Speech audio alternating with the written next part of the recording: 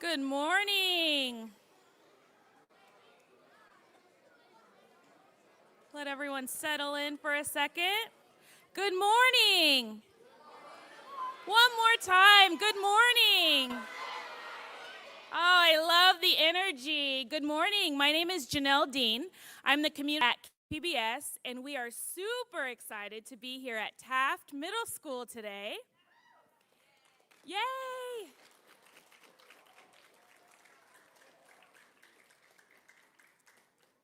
We also are streaming live, so everyone wave to all of your friends across the county in San Diego schools. Welcome everyone online too. Lots of energy here this morning.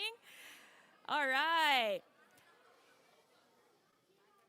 Welcome everyone to the One Book, One San Diego Kids Author event. We are very excited to share our selection for 2025 and our special featured author this year, which I'll get to in just 1 second. That's me. We don't need to see me. Okay, so first I'm going to tell you a little bit about One Book, One San Diego. Who's familiar with the One Book, One San Diego program? Great. I love it. I love it. All right, so we are in our 19th season. One Book, One San Diego is almost 20 years old, and it is a community read program here in San Diego. It's all community-oriented. So at the beginning of the year, we ask the community to nominate books in 4 different categories: kids, teens, adult, and Spanish language. This year, we received over 660 nominated titles. We have advisory committees that read and review every single book, and then come to a consensus and make a decision on what the books are going to be for the year. And actually, Kessia here is on our advisory committee.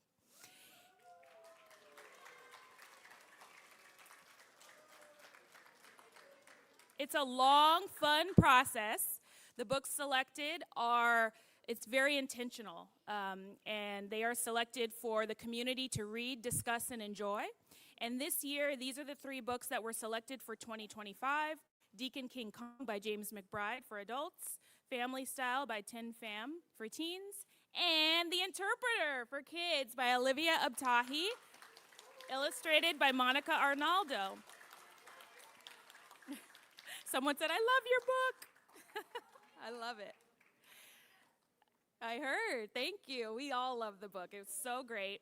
One Book, One San Diego is only made possible by sponsorship from our sponsors here: Lyndon Root Dickinson Foundation, Seth Sprague Educational and Charitable Foundation, the Payne Family Foundation, and Frida Berlinski Foundation, as well as Kaiser Permanente, Lloyd Pest Control, the City of San Diego, and us, KPBS. These are all of our partners across the county. Our biggest long-standing partners are the San Diego Public Library and the San Diego County Library, and you can see all of the other numerous partners here, including San Diego Unified School District, which you all are a part of. And to kick things off, we have an intro from your superintendent, Dr. Fabiola Bagula, to welcome you to the program. Hello everyone. I'm Dr. Fabi Bagula, your superintendent here of San Diego Unified School District. It's great to see so many of you here for this year's One Book, One San Diego event. I want to thank our partners at KPBS, the San Diego Public Library, and the San Diego County Library for helping bring stories like this one to life for our students. Today we're celebrating The Interpreter, written by Olivia Abtahi and illustrated by Monica Arnaldo. I have both versions here, La Intérprete and The Interpreter. It's a beautiful book that highlights the very real experiences of so many of our San Diego Unified youth. Cecilia, the book's main character, helps her non-English speaking parents by serving as their interpreter at doctor's appointments, the market, and many other places, while also still trying to be a kid. I know firsthand what it's like, and it's not always easy. I hope Cecilia's story in The Interpreter gives you a chance to reflect on how you can balance helping your families and others you care about with living life authentically as a young person. I know firsthand that it takes a lot of navigation as a child to be translating in high-stakes places like doctor's offices and at school. And so I hope that all of the adults around us that ask us to translate for them honor that, But also, if you're a student that does this, know that that's also developing a really beautiful leadership skill set. I know I still use what I learned while I was translating for my family. Thank you for being part of this celebration of reading, culture, and connection.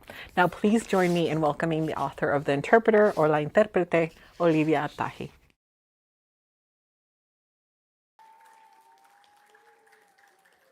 Thank you so much to Superintendent Bagula for the introduction, and thank you to all of you for being here. We're going to now get into the program. We welcome all of you to think through your questions, and please hold them until the end. We'll have an opportunity for you in person to come up to the microphone and ask a question. If you're shy or you prefer to have the question asked, we can take care of that too. And for all of our friends who are watching online, you have the ability to drop in a question at any time. We'll collect the questions and we'll make sure that they get to Olivia. Without further ado, I'd like to introduce our moderator today, Kessia Estrada. Kessia is a librarian and the World Language Selector for the San Diego County Library. She has a master's in education and a master's in library science. She grew up in San Diego and has worked in libraries for 16 years. She loves to travel and hang out with her dog, Bear. Welcome, Kessia, please.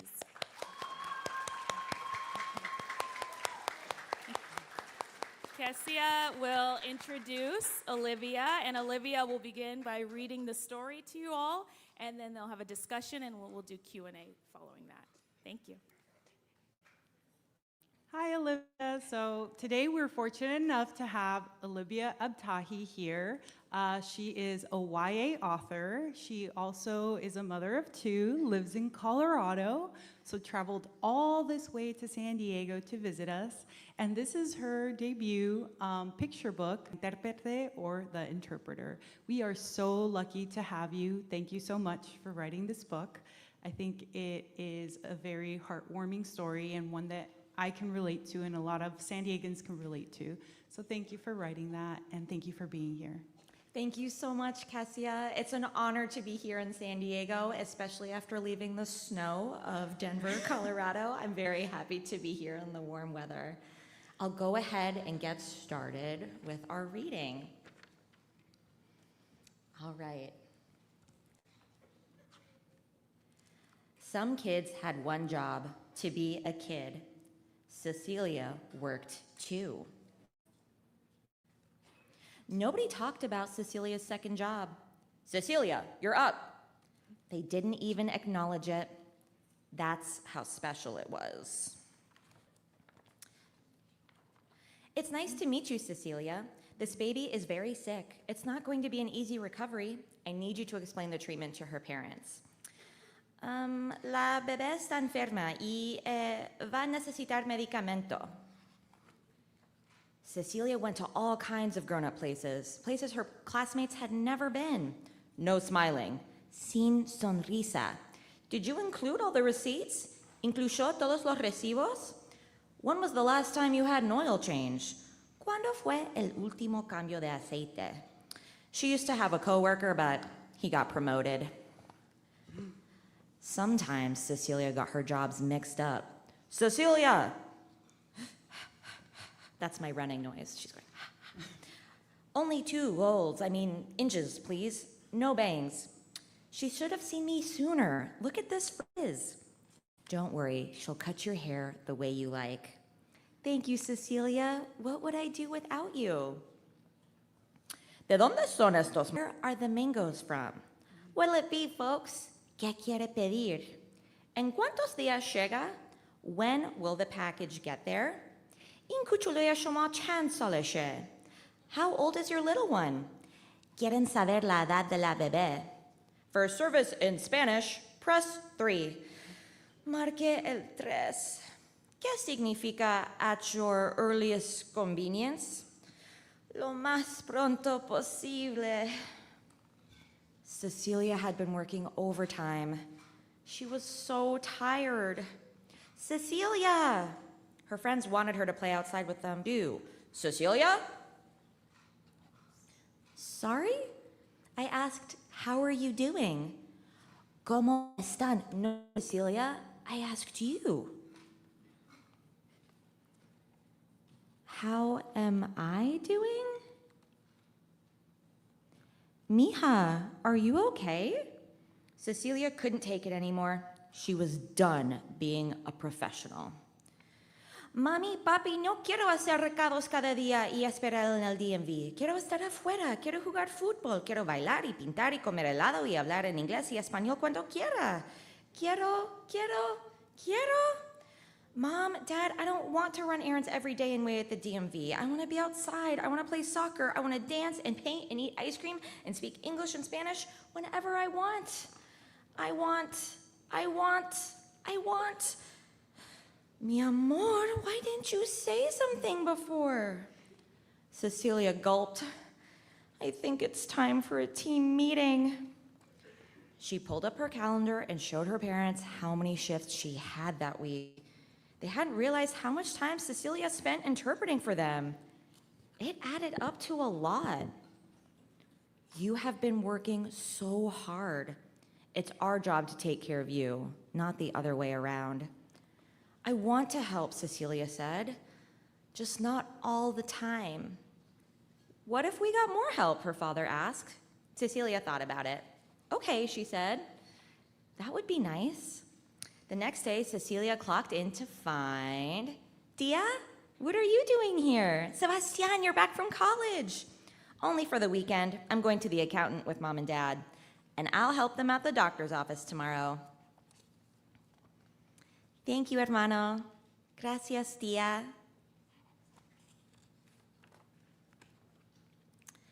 Cecilia had two jobs, to be a kid and to be an interpreter. Both jobs were so important, her family talked about them all the time. Every week, they looked at their calendar and discussed their plans. When Cecilia was too busy or needed more time, they got help and always made sure she had breaks. Whenever I can take it from here. Okay, you're the boss. Yeah, I am.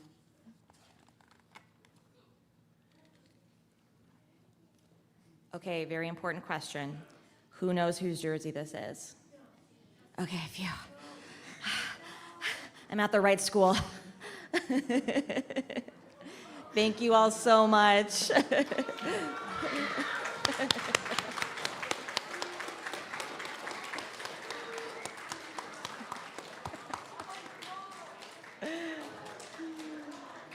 I'm hearing some Ronaldo fans over here.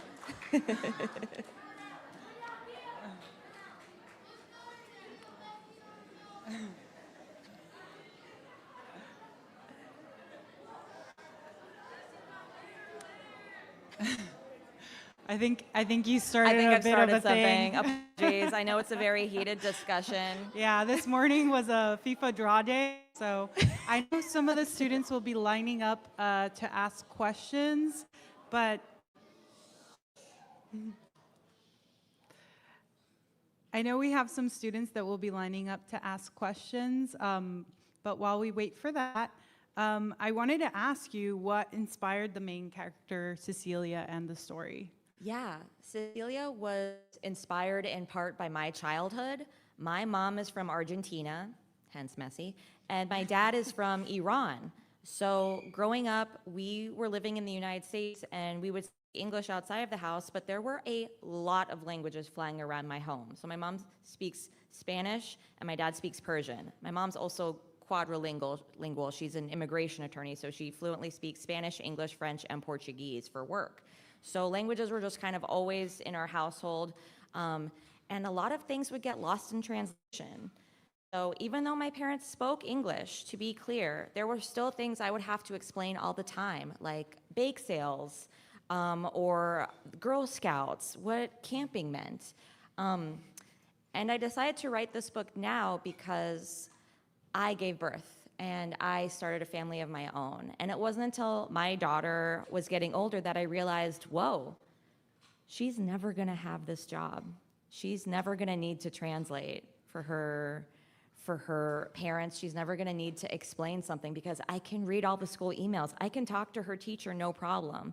So that was really the impetus. That was the spark for me writing this book and realizing, wait, I had a whole job that I didn't even think about until I had you. Awesome.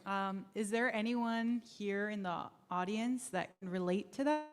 You can raise your hand. Yeah. You get it. You all get it. Yeah. So the illustrations are really beautiful. I know you pointed out the ties to Messi, and there was a debate here about Messi. But how did you work with the illustrator to make this book come to life? Yeah, great question. So the illustrator here is Monica Arnaldo. She's so talented, and she is Mexican-Canadian. So she totally understands what it's like to translate for her parents. Working with her was a dream come true. I'm not sure if you've noticed, but throughout the book, all of the words are either in a blue speech bubble or a yellow speech bubble. So English is in blue, and Spanish is in yellow. And what happens when you combine blue and yellow? That's right, you get green. And what color is Cecilia's suit? That's right. So that was all Monica's idea. And what was really cool, and this doesn't happen often, Monica also wrote some of the book. She didn't just do the letters and design. She wrote this whole page. She was like, hey, I wanted to include some stuff from my own childhood. And she also had the idea to have Persian spoken here. She was like, I think that's so cool, you know, like we should show other interpreters too. So Monica had all of these awesome moments with asking for mangoes, ordering food, and then here we have Persian in a pink speech bubble, and we have the English once again in blue, and what do pink and blue make? That's right, so then she has this purple translator suit too, so that's a moment for Cecilia to have a mirror. So working with Monica, you know, obviously the art is beautiful and stunning, but it's also really thoughtful, and she put a lot of time and care into it, especially in the very beginning where there's a key. It says Spanish for yellow, English for blue, and Persian for pink. So if you ever get lost in the book, Monica made sure there's a path for you to find yourself. That's really neat and cool. What a thoughtful illustrator. Is she excited that you guys won One Book, One San Diego? She is so stoked, and I have been sharing photos with her, and I just have no chill about all of this. This is like the highlight of my career, getting to speak to all of you. So thank you so much for being here with me. Monica's all the way in Canada, so it's tough for her to come out here, but she is thrilled. That's so exciting. Yeah. Yay! So I also had a question because there is a really good scene in the book where you're at, or Cecilia is at, a parent-teacher conference. Yes. And that's kind of when she has that big moment where she gets to tell everyone what she's feeling. Yeah. It's a lot. How did that come about? Was that something that actually happened to either one of you, or? Great question. So my husband does not speak Spanish, and every time we go to a Spanish-speaking country, in the beginning, I'm like, oh my gosh, this is so great. Like, oh, here's what they said. You know, oh, here's what they really want the food to be. You know, like, oh, they didn't translate it all the way. Like, here's what's really going on. Like, I'm so stoked to show off my skills. And then by the end of the trip, I'm like, oh, I'm done. Can you just talk to them in Gringo? Like, I don't care. Can you go full English? Like, you know, I'm so wiped. And it's so funny because you'd think just talking to people doesn't take that much energy. Like, yo, you're just translating a coffee order, right? But it takes its toll. And it's when I go abroad, or last year, I got to take my husband and my 2 children to Argentina to meet our family. And that was so special. But even though my mom's side in Argentina, they're all fluent in English, there was still so much translating and interpreting that I had to do. So Cecilia, imagine that, you know, I'm in my late 30s. Cecilia here is a kid, and she's kind of taking all of that on. So like Cecilia, when I get overwhelmed, I explode. I'm working on it, I promise. But I wanted to show that moment for Cecilia in that way visually, and I love that it's translated in English and in Spanish for everyone to get the extent of her meltdown. I think that that's one of the things that you kind of learn throughout your life, you know, how to set boundaries and how to do work-life balance. Is there something that helps you particularly to do that you would want to share with the students who might need that? Yeah. So my mom is an immigration attorney, and the best lesson that she has ever taught me is how to rest. When my mom has a bad day, it's because someone is getting deported and their life is ruined, right? Like, that's a lot for someone. So my mom always made sure to take advantage of free time. I remember growing up, she'd say, "Oh my gosh, my first appointment just canceled. Let's get a fancy coffee." And I remember that, how instead of her saying, "Well, now I have more time to do work," she would say, "No, like, let's enjoy this moment."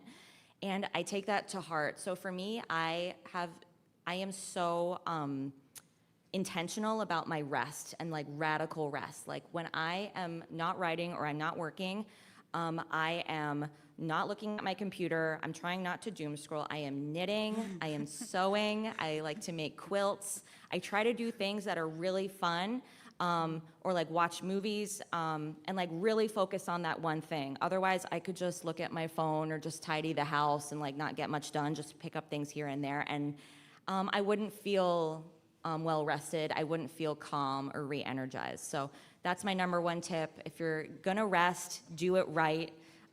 If you're gonna take that time to yourself, like put on your favorite music, dim the lights, take a nap if you need to. That helps me so much, and I truly believe that people who know how to turn their switch off and brains off are even better at turning that switch back on so that you can get all the hard work done. That's a good tip for you all.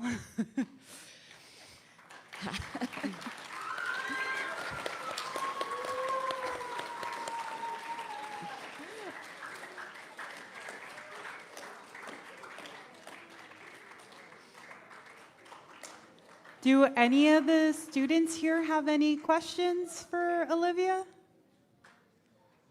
Do you want to walk up to the podium?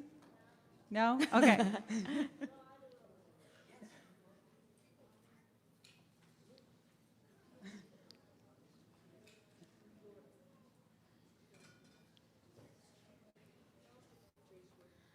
Hi, my question is how did you stay motivated while writing this book? Great question. What's your name? Cordelia, Cordelia, what grade are you in? 6th. Thank you so much, Cordelia. Great question. I stayed motivated writing this book. First of all, this book took a couple years for me to write. I know you're just seeing, I think it's 32, 36 pages up here, but it took me a really long time to figure it out. Cordelia, when I first wrote this book, I wrote it from the point of view of a parent. And the book wasn't fun. It wasn't light. There were no jokes. It was really heavy and sad. It was about a girl really struggling. And it wasn't until I tried to write the book from the point of view of a kid, I had to like really tap into myself and like when I was young, what it felt like. It was only until I wrote it actually from Cecilia's point of view, what she must really be going through, how she's still having fun and she's just living in her own skin, that I could finally like crack the code on it. So that helped me stay motivated, like rewriting it and telling it from the point of view of, an actual child. Yeah. Cool. Do we have any other questions? Oh, perfect. Hello, my name is Marley and I'm a 6th grader. I was just wondering, how do you write the other characters like speech bubbles and making them seem like their own individual character instead of the same person? Yeah, so Marley's question is, how do I write the other characters with the speech bubbles?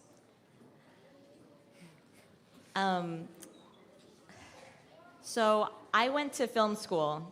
I never went to writing school. I have never taken a creative writing class. I think I took one in 8th grade maybe, for an elective, but I never went to a fancy college to learn how to write. And I got my degrees in cinema when it came to writing. So when I was doing the speech bubbles and all of the different, who's saying what, I wrote this book in screenplay format. Because if you look throughout the book, there's the narrator. So I kind of made that the voiceover. And then I had all of the characters just have dialogue tags, like in a TV show, right? You have all these different characters and they're all speaking. So that was how I did it. So every time there was a speech bubble, it wasn't my idea to have the speech bubble, that was Monica's. But when I was writing it out, I had different characters with different pieces of dialogue. And so it just made it really fun to have the whole screenplay come together. Awesome. It looks really good, and I wouldn't have thought of it from that perspective. Yeah. We have a young man who has a question. Hello. So, what's happening in the story?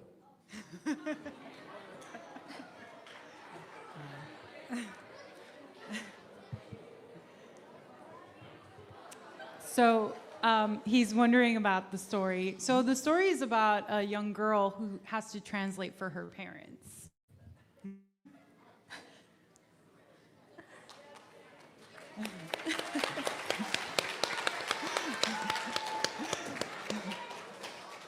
Did you ever like want to give up? You know, like did you ever want to give up? Did I ever want to give up while writing this? Oh my gosh, all the time, every day. Like, it's so hard. I think the difference between a professional and someone who just does it for fun is that a professional shows up on days they don't want to work. Like, even if you're, an athlete and you don't want to practice that day, you still got to show up, right? Like, you're a professional athlete. So, for me, I usually have to read other books and see TV shows and movies to stay motivated, like speaking back to Cordelia's question. And that just makes me realize how much harder I want to work on my own stuff. And then the one thing that really keeps me from giving up are my kids, because having my kids be able to read this book and hold it in their hands means the world to me. So I try to keep the image in the brain of my children holding my book in their hands, right? The hard book, not just like me printing out a document of paper, and that helps me keep going if I just focus on that. So in my in the mood board of my mind, that's the picture I put front and center. Thanks.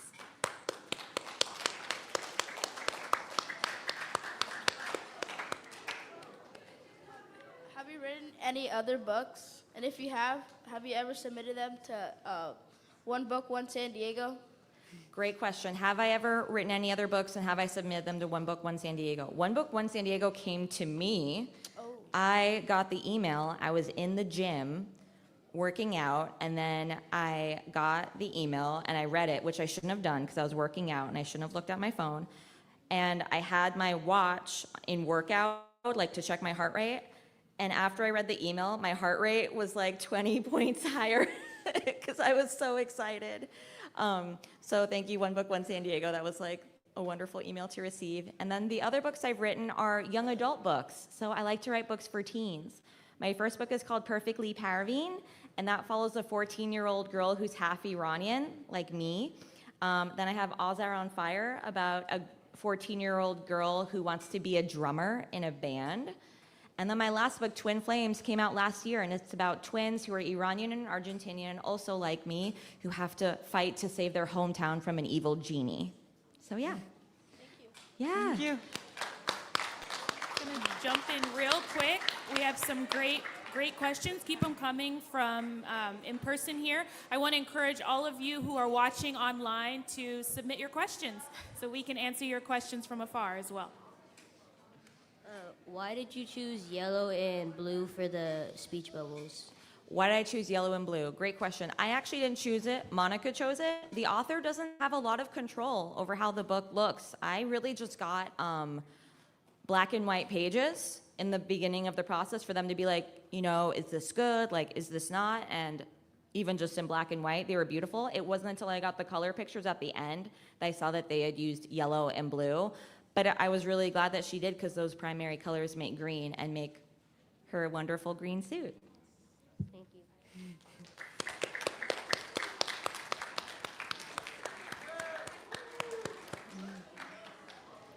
How old is Cecilia in the book? Cecilia, I believe, is either 6 or 7. Yeah. Oh gosh, I did it.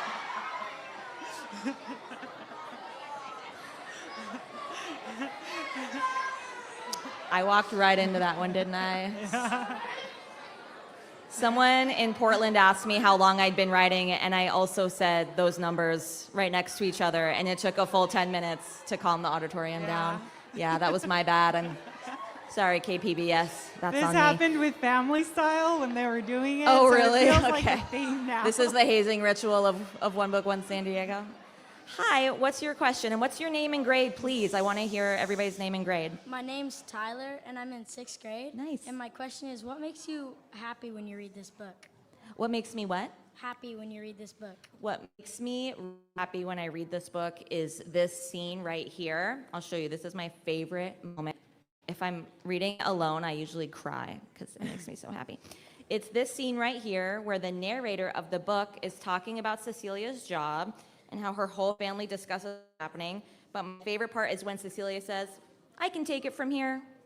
I got it. You know, I'm the boss. And she takes control of her story and her own narrative. So thank you for that question.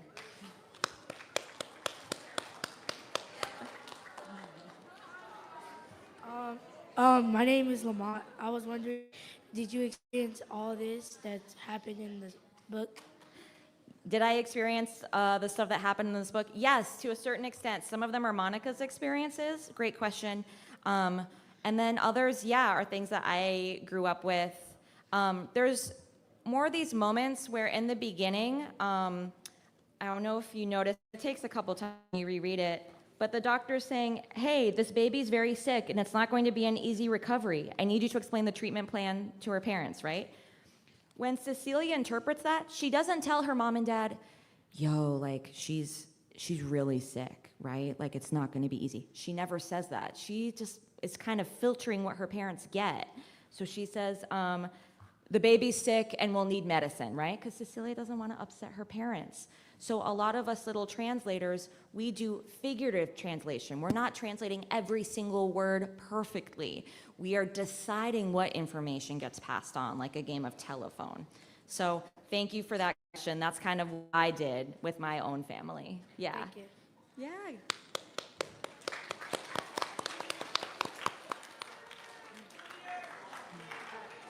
My name is Julian, and I'm in 6th grade, and my question is, how long did you work each day on this book?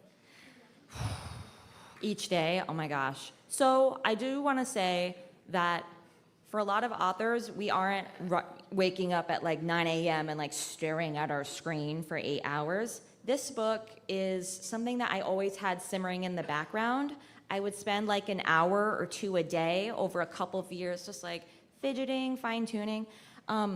Picture books are about 500 words. Like you don't have a lot of words to work with. So when I'm going through my manuscript, sometimes there will be a whole day where I just change one word.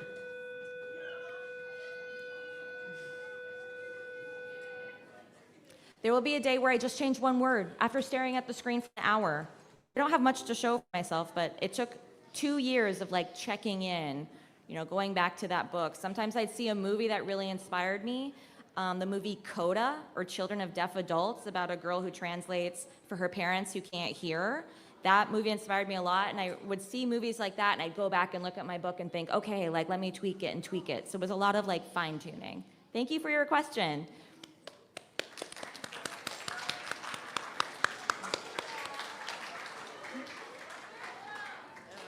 My name is Robson. I'm 6th grader. My question is, do you write others' books? I write which books? Yeah. Oh, other books. Other books. Yes, great question. And I would love to tell you guys about my next book coming out, if that's okay. So after this picture book, I have another picture book called No Sabo coming out. Who knows what No Sabo means? That's right. I'm not saying it the right way. I like this book. Sorry, can you repeat that? I like this book.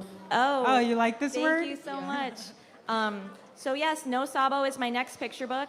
And for people who speak Spanish, you know that you don't say No Sabo, you say No sé, right? That's right. There's a whole generation of No Sabo kids who maybe don't speak Spanish as well as their family might want them to, or they're Latina, but they struggle with the language. So that book is going to follow a character who doesn't speak Spanish but is Latina. Thank you for your question.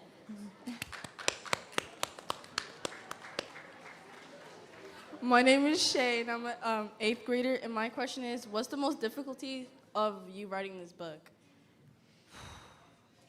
Wow, Shay, thanks for an easy question.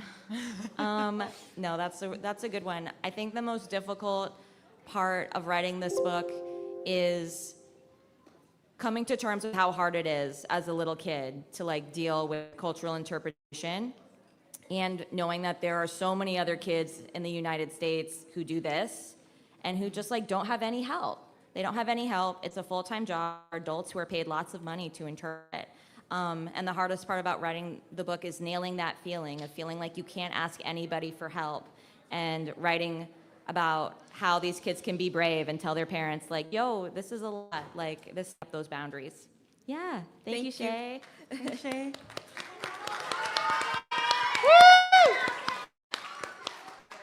I'm Joseph, 8th grade. What was the most hardest part about your journey? Can you speak into the mic again? What was the most hardest part about your journey in this book? The hardest part about writing this book is realizing that I couldn't write it like a regular paper in a Word doc or Google doc. I had to translate it into a screenplay, because when you see this, there's like 20 people talking. Yeah. And when you're reading the like words on the page, it's too much. Like I would have friends read it and they'd be like, I don't know what is going on. And I'd be like, that's fair. So the hardest part for me was looking at it from a different angle and realizing, you know what, at the end of the day, this is what the book is gonna look like. It doesn't matter what stages it takes before. I just have to figure out the best way to tell this story for me. Thanks. Thank you.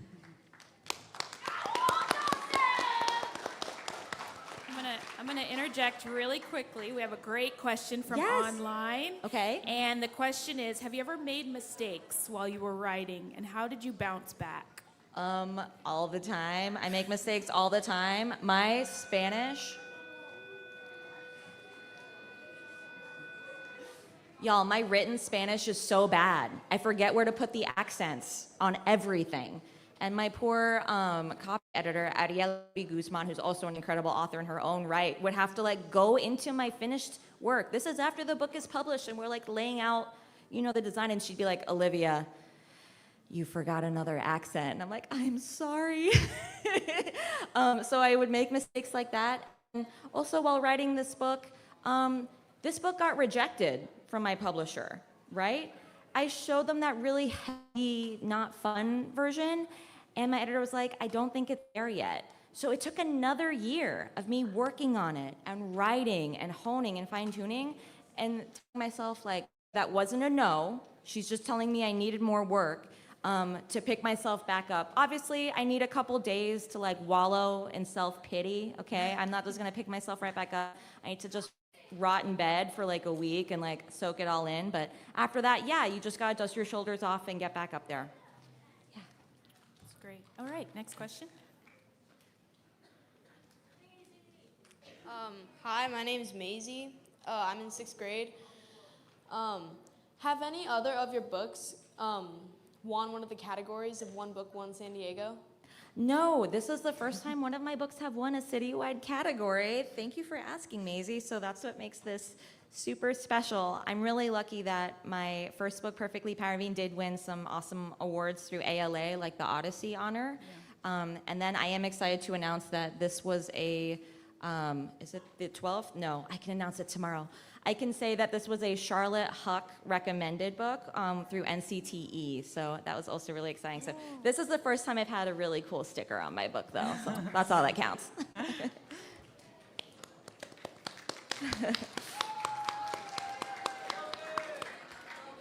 Hello. Hello, my name is Logan. I'm in 6th grade, and I wanted to ask, throughout your career, how many books have you made, and which one was your favorite? Throughout my career, so this is my 4th published book. I think this is my favorite right now. I love this book so much. Writing picture books is really magical because I only wrote 50% of it, right? The other half is with Monaco, so this was like the first time I had a team. And then after this book, in June, I have a middle grade novel. It's kind of like Percy Jackson style. Yeah. So it follows a boy who makes a deal with an evil snake demon prince, and the snake demon prince destroys his son. the sun that's in their sky. So it's called Rostam Wrecks the Realm, and the whole book is of Rostam trying to get their son back. Yeah, thanks. Cool. Bye, Logan.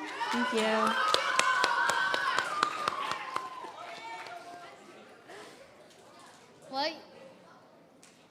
What year did you start making books? I started writing books in 2013. I had just moved to Denver from Oakland. I'd been working out in Oakland, and my husband asked me to move to Denver, my then boyfriend, now husband, and I didn't know anybody. I was super lonely. Like, I had no friends, I had no family. I felt really isolated. And after going to film school, I had all these old screenplays lying around. And I figured, well, what if I turn one of these screenplays into a book, right? Because like a screenplay, I need producers, I need actors, I need a cinematographer, director. I need all these people, and I don't have like millions of dollars, but I do have a computer. So I took that screenplay and I turned it into a book, and that is the book Twin Flames. That's my third published book. So that's how long I've been writing. Yeah, thank you. Bye.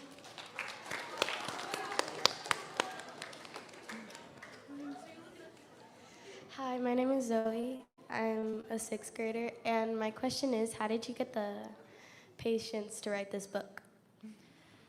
How did I have the patience to write this book? Great question. I still don't know if I have the patience. I'm not gonna lie, I'm a very impatient person.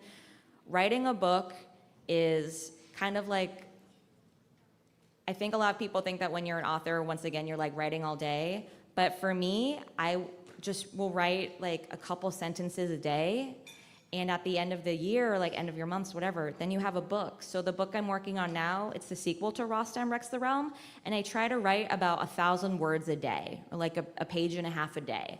So that's how I have the patience. I have to trick myself.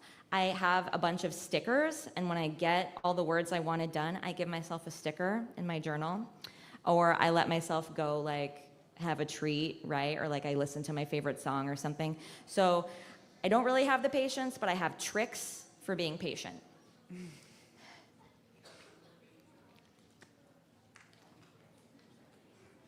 Hi, my name is Amaya, and I'm in sixth grade. Were you confident writing this book? Was I confident writing this book?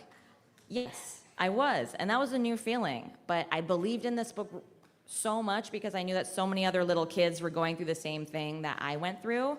And what's kind of wild is that I'm one of the first like authors to talk about this, how a lot of kids interpret. I know it's like mentioned in other books, but this is one of the first picture books to like really focus on it. I know there's a handful of others, but there should be way more. So I was confident that this book would reach its audience simply because there aren't a lot of books like this out there.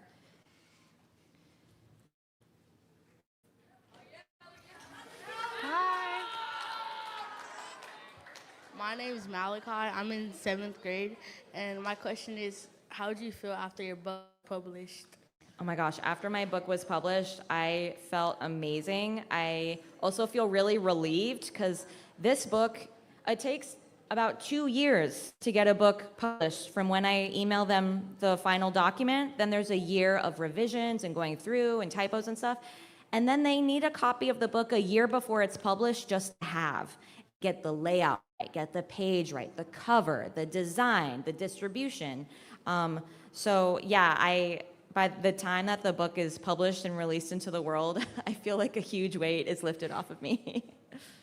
Wow. If any of you out there want to write a book, you now know it takes 2 years from when it's approved. Just about. Hi. Hi, my name is Alonzo, and I was curious, what got you into writing? I think filmmaking got me into writing. When I was in film school, I really liked telling stories. I liked the screenplay part, but I didn't have millions of dollars to like make my own movie. So the screenwriting part felt wonderful because I just needed myself and a computer. So that really got me into writing. Thank you, Alonzo. We have Edison Elementary. Hi, Edison Elementary. Nicholas asks, what is your favorite book of all time? I think my favorite book of all time is Sabriel by Garth Nix. It is a fantasy novel. I reread it every year, and it's about a teen necromancer who uses bells to control the dead and send dead things who are trying to cling to life back to where they're supposed to go. It's wonderful. It's a fantasy, and I read it for the first time when I was your age. So I really recommend that book. It's Sabriel by Garth Nix. All right, we have 2 more questions from the audience here. Go ahead. Hello.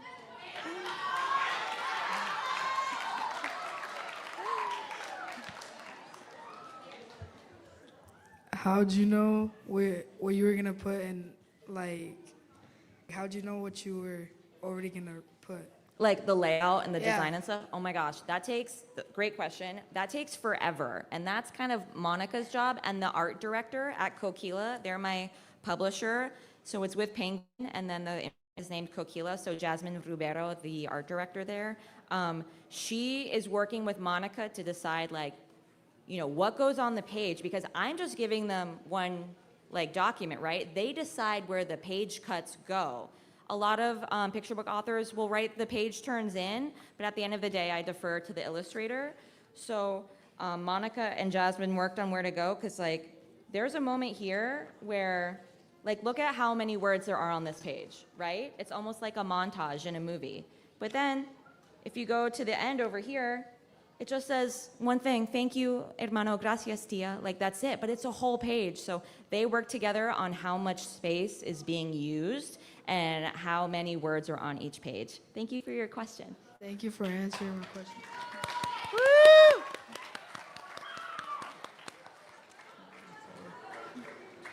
Hi, my name is Kyla, and I'm in 8th grade. Who's a part of your support system throughout writing this book? Great question. Thank you. Guys. Here, I'll wait. The question is, who was my partner, my support system throughout this book?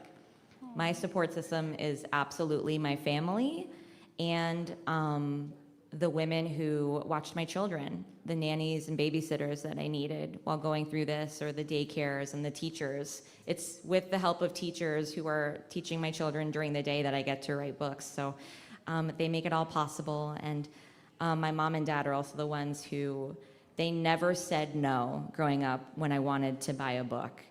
Maybe not the fanciest clothes, maybe not the best toys, but when it came to a book, if I really wanted it, they would get it for me. And we didn't have a lot of money back then. So having my family just always support my love of reading and writing, having my husband make sure I always have time to write books, even though I was giving birth when the book was coming out, I gave birth to my second kiddo. And when I started my writing career was when I gave birth to my first daughter. So it was a lot, but it's thanks to those people in my community and my neighbors and friends and family that I was able to make this happen. Thank you. One question from online. Serenity from Edison asks, do you ever think you would write a picture book with your children? I feel like, do I ever think I would write a picture book with my children? I mean, I write picture books for my children, and then I have my daughter read what I wrote. My daughter tests all my books, and when she starts to get bored, that's when I make a note to be like, okay, I need to change this. This is too wordy. I'm losing her. I would love to write a book with my children when they're older and they can learn, and they've learned to read and write. About once a week, me and my daughter do write a book where she does the drawings, and then she tells me what the words are, and then we get a stapler, we staple it, we put all the pages in order, and then she illustrates the cover and I do the lettering. So we'd like to do that a lot. So maybe we've already written a lot of books in that way. Thank you, Edison. That was a great question. Hi. Hi, I'm Mr. Santos. I'm a teacher. If I want to write a book right now, what do you recommend me do right now? Thank you, Mr. Santos. Great question. If I wanted to be an author, the way I really began is something called NaNoWriMo. It is National Novel Writing Month. Every November, people around the world get together online and write a book together. So you decide how long you want your book to be. For me, I want my book to be 50,000 words. So I wrote 1,666 words a day, a name that will forever be imprinted on my soul. And when I was done, they had all the tips and tricks for how to revise my book, how to edit it. They had famous authors give you pep talks, and that's what I used. And then when I was ready and my book was in a good spot, I queried it to agents. So a query is like a pitch. It's a pitch email that you send to agents around the country and say, here's my book, here's what it's about, here's the category, and here's the first 10 pages. And then if an agent picks you, that agent then takes your book to different editors at different imprints. So this is with Penguin, maybe they'll go to Simon & Schuster, maybe they'll go to HarperCollins, and they'll find a home for your book. So to get started, I really recommend going to nanowrimo.org, and they have all the tools you need, but more than anything, just sit down, get your words on the page, because you can't edit what you don't write. So even if it doesn't look pretty, we sometimes call it draft zero, where you're just like vomiting words onto the page. I know it's kind of gross, but you're just throwing things on the page. Get to that point, and then you can decide where you want to take it. Thank you, Mr. Santos. Thank you.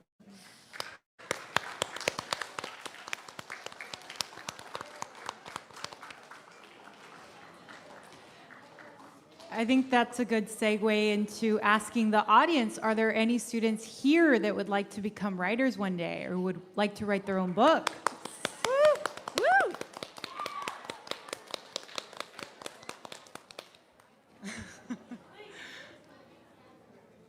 So I think that is a really good tip for them. They can now have all the experience that you've shared with them if they want to write a picture book. I was curious, like, do you read this book at story time to your kids? Have they read it? How many times have they read it? My daughter has memorized it. Okay. And our school doesn't have a librarian. My children's school doesn't have a librarian. The district decided that we don't need librarians, which is false. We absolutely need librarians. They're so important. So at our school, it's me and parent volunteers in for the librarian, and we all do story times with the kids. And there's one parent teacher over there who like helps a lot. But I will read this book at story time. I remember once there was a moment where the head volunteer tells us which books we'll read to the class, but there was extra time. And I was like, oh no, what do I do? You know, these 3-year-olds, they can't sit still for a long time. So I ran and I grabbed a copy of my book and I was like, okay, I know this book. I can read it to them. I read it to them, and at the end, we always hold up all the books and say, you know, what's your favorite book? Was it this one, this one, this one? And I held up this book to them, and I was like, guys, I don't know if you know, but like, this book is really special because, and the kids were like, that book was boring. I hated that book. And I was like, I think it's because they knew I had written it and they were just being really funny, because then at the end they were all laughing. But yeah, that was just a funny moment for story times whenever we do it with little kids, they like to shout, Cecilia! Like, my kids are always going, Cecilia! And I don't even know what it means anymore. Yeah. It's funny, you can get bullied at all ages in school. I know, it's so great. I don't know if you do this too, but I can relate with Cecilia in the story because I grew up translating for actually a lot of parents at my school in Chula Vista. I went to Chula Vista Middle, and there was a teacher there that would always pull me in and ask me to help translate. So now I like to go early to the airport when I'm flying out of CBX in TJ to help. Yeah. I don't know if you get yourself caught up helping translate when you're running errands to this day. Yeah, one of the big reasons I wrote Perfectly Parveen was because during the first Muslim ban, I was at the airport. I'd just flown in from Frankfurt, Germany. I'd been filming in Lebanon on the border with Syria. And a Persian family came up to me and they said, excuse me, I'm so nervous. Help us get through like customs. And my Persian wasn't good enough. And I felt so much shame. And other times in airports, whenever I'm boarding Southwest, I don't know how, but a Latina family will find me and say, how do we board? Because you board a different way for that airline. And then lastly, just here in San Diego, I was walking on Crystal Pier 2 days ago. I just flown in, and I think this man must have like been looking for someone who looked like me. And he was like, foto, like to take a photo. And I was like, oh, like, ¿quieres una foto? Like, I'll take a photo. And I took pictures of him, and he was like, no, video. And I was like, oh, sorry, like, I didn't understand. I think he was kind of nervous because right after I took a picture of him and his girlfriend, I switched to video, and he got down on one knee and proposed to her while I was filming. So I was like, oh, like, okay, like, and I just held the camera, and they were really sweet. I was like, felicitaciones, la, la, la, la. And she was crying. It was a really sweet moment. But then he was like, gracias. I handed the phone back. He was like super sweet. And I was like, no, como no, like, quieren más fotos? Like, I'll help you. Like, do you want more photos? But they were already back to kissing each other, and they didn't hear me. So that was another great moment of translation. So thank you, San Diego. Yeah. This is the best city for that moment. I'm glad she said yes. I know. And then I turned around and everybody was looking at me, and I was like, that really happened. Wow, that's a wonderful memory right there. So we had a bunch of questions asking you all sorts of things about your experiences as an author and your experiences with your family and your kids and all these languages that were flying around in your head. Is there a certain word that you like? Is there a certain language you like to speak more? Or I think each language is really good for different things. Trying to be annoying and nag someone in Persian is the best. It's just like very sweet the way you speak. It's like really easy to pitch your voice high and be like, Chero, why not? Like, come help me. Being mad in Spanish is the best.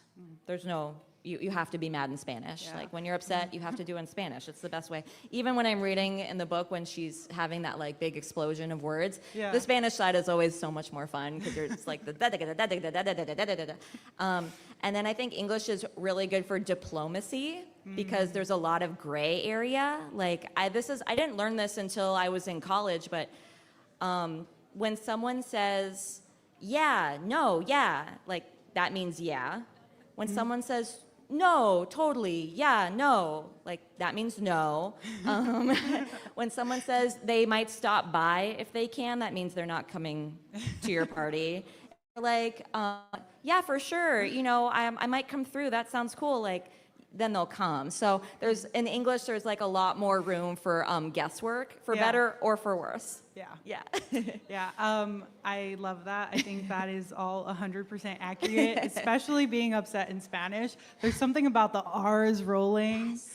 Salma Hayek said it in an interview that when she's angry, that it just comes out better in Spanish. 100%. So yeah, me and Salma Hayek have like a lot in common. So much. Twins, gemelas. Basically. Thank you so much for answering all those questions. I think we're at an end with all the questions, but please feel free to ask. Sorry. I just kind of wanted to say that, we really appreciated you answering all those questions. It was really nice to hear your experiences and to learn all of those differences. I'm definitely going to go back to work with a wealth of knowledge about Pashto and Urdu and the differences. We were talking about that. Thank you all so much. It is such an honor to be here. San Diego, y'all have the nicest schools, okay? I travel around a lot. Your school is gorgeous. Please take care of it. I'm so thankful I got to speak to all of you, and thank you to One Book, One San Diego. This was a dream come true. Absolutely. We did have one fun question, which I'm sure all of you will appreciate because it's the season of movies. How many of you like movies? Yeah. And because you went to film school, Olivia, so for both of you, for Kessia too, what's your favorite movie? Oh my gosh. I love Home Alone. Oh my gosh, perfect Christmas movie. Yep. I will say my perfect holiday movie is a movie called Klaus on Netflix. Oh, yeah. It's so good. And I think my favorite movie of all time is a movie called Rocket Science about a boy who has a stutter. You can hear, I'm sure you can. I have a lisp, and I used to be so embarrassed. But seeing a movie about a boy with a stutter was awesome, and it's the funniest movie I've ever seen. And K-pop Demon Hunters. Okay. Oh, yeah. Lots of K-pop Demon Hunter fans in here, I'm sure. All right. I know everyone's getting a little bit antsy. We're going to wrap up now. I want to really thank Olivia Abtahi and Kessia Estrada. Please put your hands together.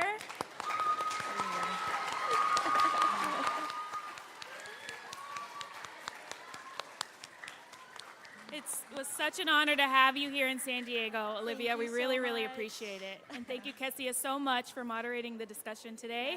All of you, please visit your closest library. Kessia will be here if you need to know what that library is.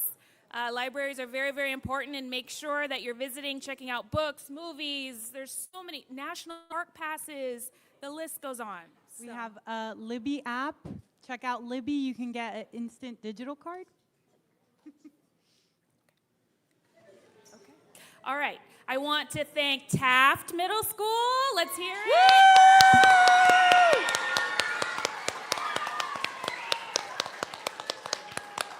I want to thank Juarez. Where are you at, Juarez? Kumayai. All right. Mar Vista, Horton, and Edison joining us online, and I think a few others. So thank you all so much for your attention.